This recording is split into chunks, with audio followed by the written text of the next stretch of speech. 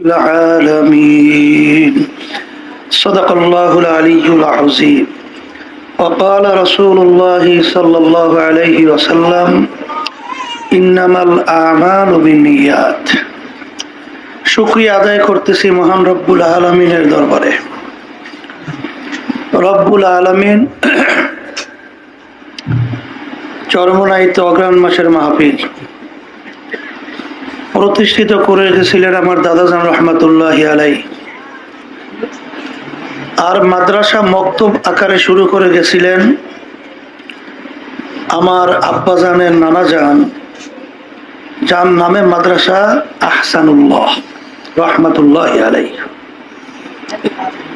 তার ধারাবাহিকতায় প্রায় আজকে 100 বছর হয়ে গেল। আলহামদুলিল্লাহ, আল্লাহর কুতুবদের ইখলাসের বাদাউলাতে আল্লাহ রাব্বুল আলামিন চরমনাই মাদ্রাসা এই তরিকাকে আল্লাহ রাব্বুল আলামিন কবুল করছে। সবাই বলি আলহামদুলিল্লাহ।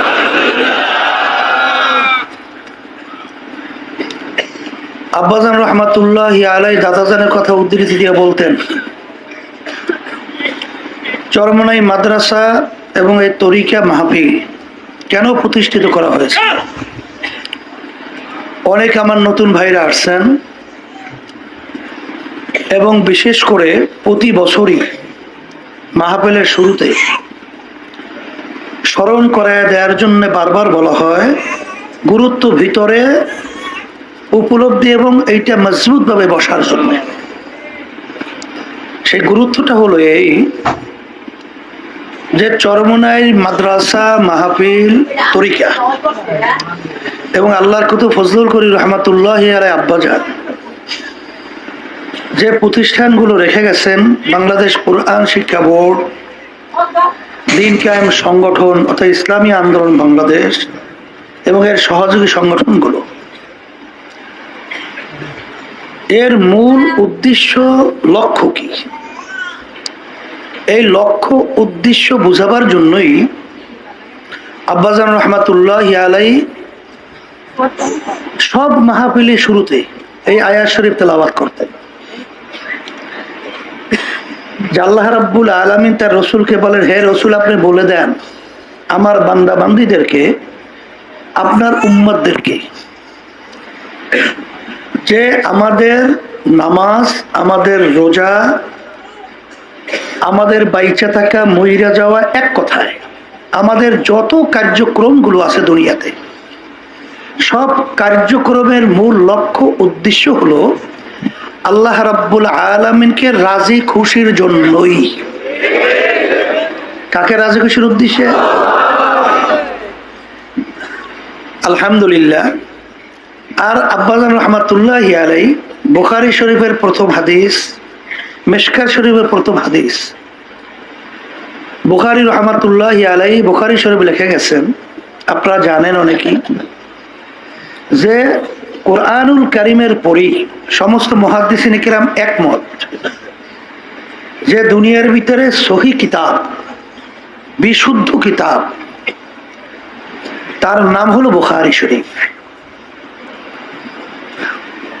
বুখারী শরীফের প্রথম বাব হলো বাবুল ওয়াহি, ওহির প্রকারভেদ, ওহি সম্পর্কিত আলোচনা, ওহি কিভাবে নাজেল হলো। কিন্তু এখানে হাদিস তেলাওয়াত করা হইল নিয়াতের হাদিস। মিশকাত শরীফের প্রথম হাদিস কিন্তু এই হাদিস নিয়ে আসছেন নিয়াতের হাদিস। সমস্ত উলামায়ে কেরাম মুহাদ্দিসিন কেরাম একমত যে হাদিস মুতাওয়াতির। মুতাওয়াতির হাদিস কাকে বলে? এই হাদিসের উপরে সন্দেহ তো দূরের কথা, সন্দেহের ঘেরান আসারও সম্ভাবনা নাই। এত সংখ্যক রাবী মানে বর্ণনাকারী এই হাদিস বয়ান করছেন, এই হাদিসকে হাদিস মুতাওয়াতির বলা হয়। আল্লাহ রাসূল সাল্লাল্লাহু আলাইহি ওয়াসাল্লাম আপনারা জানেন যখন মক্কা শরীফ থেকে হিজরত করে মদিনা শরীফ রওনা করছেন, তখন তার ওই কাফেলার মধ্যে এক আল্লাহর বান্দা এক মেয়েকে বিবাহ করার উদ্দেশ্যেও তিনি রওনা করছিলেন।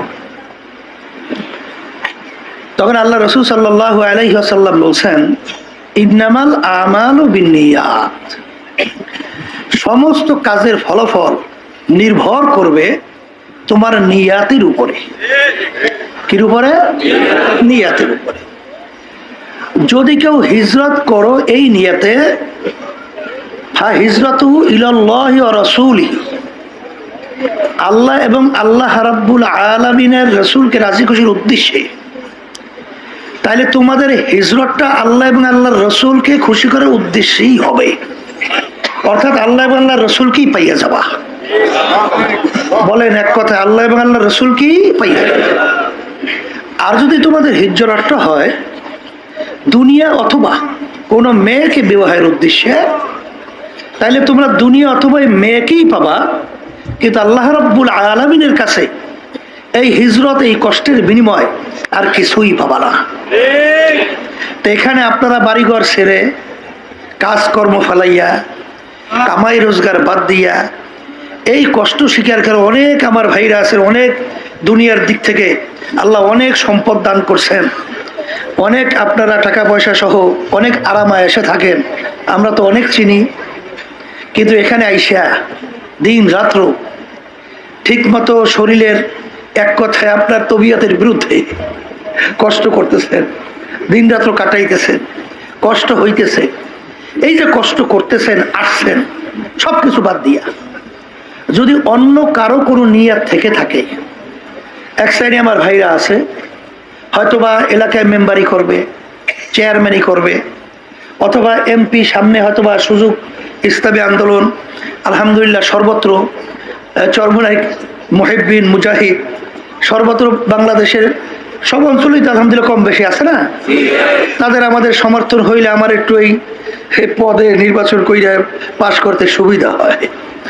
এই নিয়তে যদি কেউ আইসা থাকে, অথবা কেউ যদি আসে যে আমার রোগ ব্যাধি ভালো হয় না দেখি ওখানে এই ওলামায়ে কেরাম, আসাতেজে কেরাম এবং অনেক জাকিরিন, অনেক আল্লাহর খাস বান্দারা আছে, ওখানে যাওয়ার পরে দেখি আমার এই রোগ ভালো হয় কিনা। দুনিয়ার কোনো উদ্দেশ্য যদি থাকে, মেয়ে বিবাহ হয় না অথবা ছেলে বিবাহ হয় না, ব্যবসা বাণিজ্য সমস্যা, কেস কামারিতে জর্জরিত বিভিন্ন সমস্যা আদির ভিতরে, এক কথায় দুনিয়ার মাকসাদ, এই উদ্দেশ্যে যদি কেউ এসে থাকে, সর্বপ্রথম এই উদ্বোধনী আলোচনায় আপনাদেরকে অনুরোধ করব যে এই প্রতিষ্ঠার এই মাহফিল এই উদ্দেশ্যে আল্লাহর কুতুবেরা প্রতিষ্ঠিত করে যান নাই, আর আমরাও সেই আলহামদুলিল্লাহ ধারা অনুযায়ী আমরাও সেইভাবে পরিচালনা অন্য কোনো উদ্দেশ্য আল্লাহর আমাদের করি না। এই মাহফিলের একমাত্র উদ্দেশ্য হলো যে আল্লাহর পথ ভোলা বান্দাদেরকে আল্লাহর পরিচয় লাভ করিয়া, আল্লাহর সঙ্গে সম্পর্ক তৈরি করিয়া, এক কথায় আখেরাতের যে স্থায়ী জিন্দিগি যার শুরু আছে আর শেষ নাই, ওই জিন্দিগির সম্বল সম্পদ এখান থেকে কামাই করে তারপর রওনা করার জন্যই এই আল্লাহর কুতুবেরা প্রতিষ্ঠান প্রতিষ্ঠিত করে গেছে। এখন আমার ভাইদেরকে বলবো, যারা দুনিয়ার কোনো মাকসাদে আইসে থাকে এখনই নিয়তকে পরিবর্তন করে। কারণ আপনারা আমার আব্বাজান বলতেন, আমরা আবারও বলছি স্মরণ করে এদের জন্য, আমরা কিন্তু কোনো তাবিজ তুমারও জানি না। অনেকে তো মনে করেন যে অনেক সময় মোবাইল করে, হুজুর আমার এই অসুবিধা, হুজুর আমার একটু ব্যবস্থা দেন, মানে একটু কোনো তদবির করেন। আমি বললাম যে ভাই আমরা তো তাবিজ তুমার জানি না আর তদবিরও জানি না। আব্বাজানও বলতেন তাই, কলতা হুজুর বিভিন্ন সময় যে আপনারা পানিতে ফু দেন, বলে এটা তো একটা দোয়া পইরা কোরআন কারীম আয়াত তেলাওয়াত কইরা তারপর ফুক দেই পানিতে সুন্নাত হিসাবে। সেই হিসাবে এখানে কিন্তু এর মাধ্যমে যে আপনি ভালো হবে অমুক তমুক সমুক, এ কিন্তু উদ্দেশ্য না। এখানে আল্লাহ রাব্বুল আলামিন কোরআনুল কারীম আল্লাহর কালামের বরকতে হয়তো আল্লাহ রাব্বুল আলামিন ভালো করতে পারে, কথা ঠিক না? এই উদ্দেশ্যেই মূলত আসলে আমরা কোরআনুল কারীম তেলাওয়াত দোয়ার মাধ্যমে পানিতে ফু দেই, অনেক সময় মাথা, অনেক সময় হুজুর। কেন আল্লাহ রাসূল সাল্লাল্লাহু আলাইহি ওয়াসাল্লামের কাছে সাহাবায়ে কেরাম নিয়ে যাইতেন না বাচ্চাদেরকে, তারা দোয়া চাইতেন না? ওইভাবেই সুন্নাত হিসেবেই করা হয়। এই জন্য আমি আমার ভাইদেরকে বলবো যে মামলা কিন্তু দুই প্রকার, একটা হলো আখিরাতের মামলা আর একটা হলো দুনিয়ার মামলা। দুনিয়ার মামলায় যদি কেউ ঠগে 5 বার 10 বার চেষ্টা করে আবার জিতবার আশা করতে পারে, কিন্তু আখিরাতের মামলায় একবার যদি কেউ ঠগে আর দ্বিতীয়বার দুনিয়াতে আসা, আপিল করা, জেতা কোনো সুযোগ আছে? আর কোনো সুযোগ নাই। আর আখিরাত এবং দুনিয়ার ব্যাপারে আপনার আল্লাহ যে কবুল করে 3 দিন, সোয়া 3 দিন, 3.5 দিন পর্যন্ত হক্কানি উলামায়ে কেরাম এখানে স্টেজ আলোচনা রাখবেন। আল্লাহ যেন সবাইকে ইখলাস নিয়ে আলোচনা করার তৌফিক দান করে, এবং আমরা যারা শুনবো আল্লাহ রাব্বুল আলামিন যেন একমাত্র তাকে রাজি খুশির উদ্দেশ্যেই শোনার তৌফিক দান করে। কারণ আল্লাহ রাব্বুল আলামিন তো তাকাইয়া থাকেন বান্দাবান্দির দিলের দিকে। ইন্নাল্লাহা লা ইয়ানজুরু ইলা সুওয়ারিকুম ওয়া আ'মালিকুম ওয়ালাকিন ইয়ানজুরু ইলা নিয়াতিকুম ওয়া কুলুবিকুম আও কামা ক্বালা আলাইহিস সালাতু ওয়াস সালাম। আল্লাহ রাসূল সাল্লাল্লাহু আলাইহি ওয়াসাল্লাম বলেন যে আল্লাহ রাব্বুল আলামিন বান্দাবান্দির বাহ্যিক আমলের দিকেই শুধু তাকিয়ে থাকেন না, আল্লাহ রাব্বুল আলামিন বান্দাবান্দির দিলের দিকে তাকিয়ে থাকেন, যে আমার বান্দাবান্দির দিলের নিয়তের অবস্থানটা কি। যেখানে আমরা আসছি ও আর শুনতেছি, এক শ্রেণী বাবার হয়তো বা থাকতে পারে যে দেখি হুজুর একটু ভুল ধরতে পারে কিনা, তাহলে এটা প্রচার করতে সুবিধা হয়, এরকম এক শ্রেণী থাকতে পারে না। আবার দেখি এখানে কোনো দোষ ত্রুটি পাওয়া যায় কিনা, এইটা প্রচার করতে খুব সুবিধা হয়, এরকম এক শ্রেণী থাকতে পারে না। আপনি ভুলই ধরতে পারবেন আর ভুলই প্রচার করতে পারবেন, কিন্তু আসলে এখানে যেই উদ্দেশ্যে প্রতিষ্ঠান প্রতিষ্ঠিত করা হয়েছে এই বরকত আর পাবেন না। কথা ঠিক না? আল্লাহ রাব্বুল আলামিন তো বান্দাবান্দির দিলের দিকে, অন্তরের দিকে তাকিয়ে থাকে যে আপনার আমার দিলের অবস্থানটা কি, আপনার আমার নিয়তটা কি। হ্যাঁ, এখানে যারা আসছেন নিয়তকে পরিবর্তন করে বসেন আর আখিরাত এবং দুনিয়া সম্পর্কে পরিচয় লাভ করেন। দুনিয়া সম্পর্কে আল্লাহ রাসূল সাল্লাল্লাহু আলাইহি আলী রাদিয়াল্লাহু তাআলা বলছিলেন, দুনিয়া মৌতকে তুমি এই কেমন দূরে মনে করো, কি মনে করো? আলী রাদিয়াল্লাহু তাআলা বলছিলেন যে নামাজের ওযু করতে যখন যাই তখন খেয়াল করি আল্লাহ রাসূল আমার জীবনের শেষ ওযু এইটাই হতে পারে। আল্লাহ রাসূল সাল্লাল্লাহু আলাইহি ওয়াসাল্লাম বলেন, আলী তুমি ভুল করছো, এক নামাজ থেকে অন্য নামাজ আসতে মাঝখানে অনেক সময়ের ব্যবধান, মৃত্যু তো এত দূরে না। তুমি যখন নামাজের ভিতরে ডান দিকে সালাম ফিরাও তখন তুমি খেয়াল করো আমি বাম দিকে সালাম ফিরাতে পারি কিনা। এই হলো দুনিয়া। বলে সবাই মুখ খুলে বলেন এই হইল। আচ্ছা, একটু শুনছেন না যে মাহফিলে আসলে আমাদের দায়িত্বশীল আজকে ভোরে দুনিয়া থেকে বিদায় হয়ে চলে গেছে।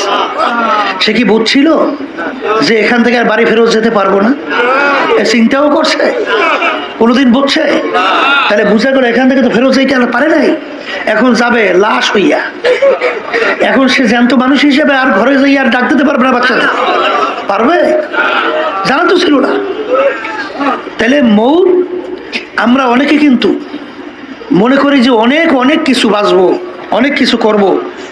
এই স্মরণ করায় দেওয়ার জন্য আল্লাহ রাব্বুল আলামিন বান্দা বান্দীদেরকে বলছেন আল্লাকুমুত তাকাসুর হাত্তা যুরতুমুল মাকাবির। আরো এই আরো করতে করতে আল্লাহ বলতেছেন হঠাৎ একদিন দেখবা মালাকুল মউত তোমার সামনে হাজির, ওই আরোই থাকবে, আশাই থাকবে, আর বাস্তবায়ন হবে না। এই জন্য দুনিয়ার ব্যাপারে এই হলো দুনিয়ার জিন্দেগি। আর আখিরাতের জিন্দেগির ব্যাপারে আল্লাহ রাসূল সাল্লাল্লাহু আলাইহি ওয়াসাল্লাম বলছেন তামাম দুনিয়া যদি একটা গোডাউন বানাও, পশ্চিম থেকে পূর্ব, উত্তর থেকে দক্ষিণ, জমিন থেকে আসমান, আসমান জমিনের দূরত্বের কোনো শেষ আছে? কোনো শেষ নাই। এই পুরা জায়গা যদি তোমরা সরিষা দিয়া ভইরা রাখো, আর একটা পাখিকে যদি বলা হয় একটা সরিষার দানা খাবা, আবার 500 বছর পরে আর একটা সরিষার দানা খাবা, ভালো করে বোঝেন এই 500 বছর পর পর একটা সরিষার দানা খাইতে খাইতে তামাম দুনিয়াময় গোডাউনের সরিষা একদিন না একদিন শেষ হবেই হবে। কিন্তু আল্লাহ রাসূল সাল্লাল্লাহু আলাইহি ওয়াসাল্লাম আখিরাতের জিন্দেগি বুঝাতে যেয়ে বলছেন আখিরাতের জিন্দেগি শুরু আর কোনোদিন শেষ না। আর দুনিয়া মাজরাতুল আখিরাত, এই দুনিয়াটাই হলো ওই আখিরাতের সম্বল, সম্পদ কামাই করার জায়গা। আর ওই আখেরাতের সম্বল কামাই করা